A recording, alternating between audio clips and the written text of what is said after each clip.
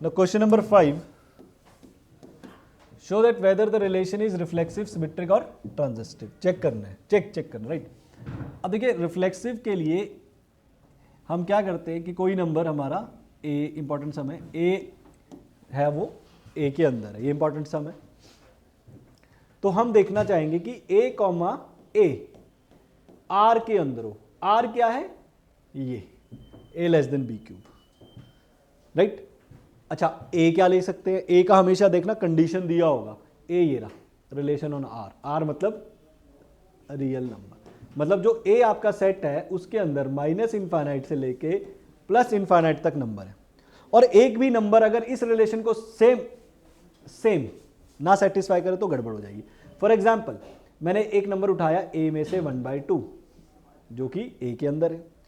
अब 1/2 कॉमा 1/2 क्या इस रिलेशन को सेटिस्फाई करेगा? अगर करेगा तो ठीक है.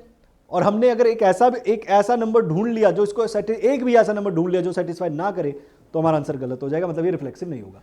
चेक करें, 1/2 इज लेस देन 1/2 का क्यूब, ये फॉल्स आ गया. ना ही 1/2 1/8 से छोटा है क्योंकि 1/8 तो 0.0 समथिंग हो गया. ना ही 1/2 1/8 के बराबर है. दोनों ही स्टेटमेंट गलत हुई, ना ही लेस देन ना ही इक्वल टू, तो ये नॉट रिफ्लेक्सिव. सेकेंड सिमेट्रिक में आप क्या करेंगे? पहले दो नंबर ऐसे देखेंगे जो इसको सेटिस्फाई करें.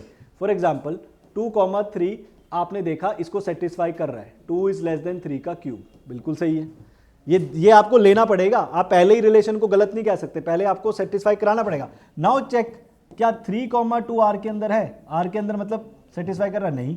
3 इज नॉट लेस देन 2 का क्यूब. ओके, सेटिस्फाई हो गया है. तो 2 इज लेस देन 3 का क्यूब, 3 इज लेस देन 2 का क्यूब, ये सेटिस्फाई हो रहा है. तो मुझे ये नंबर नहीं चाहिए, मैं ऐसा नंबर ढूंढूंगा जो डिससेटिस्फाई करे. सेटिस्फाई वाले तो इन्फानाइट हो सकते हैं, बट डिससेटिस्फाई वाला एक ही हो सकता है. वो एक ही नंबर मुझे ढूंढना है, right. For example if I take -2 is -2 comma 1, क्या आर के अंदर है? क्या इस रिलेशन को सेटिस्फाई करता है? -2 इज 1 का क्यूब, यस.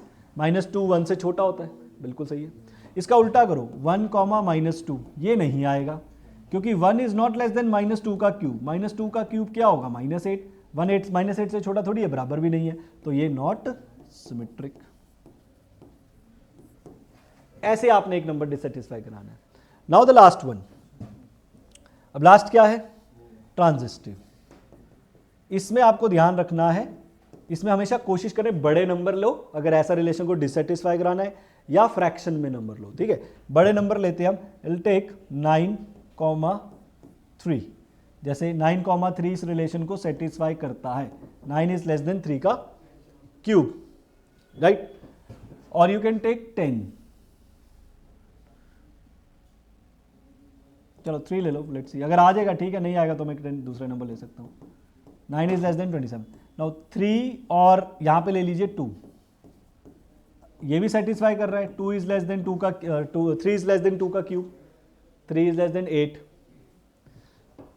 तो ये दोनों सेटिस्फाई करके क्या 9,2 सेटिस्फाई करता है? 9,2 नहीं. देखो 9 इज नॉट लेस देन 2 का क्यूब, ना ही 9 8 से छोटा है, ना ही 9 8 के बराबर है. देखो ये 8 बनता है ना, तो इसलिए ट्रांजिस्टिव भी नहीं है. तो ऐसे क्वेश्चंस को आपने देखना है ध्यान से, a less than b square और a less than b cube type.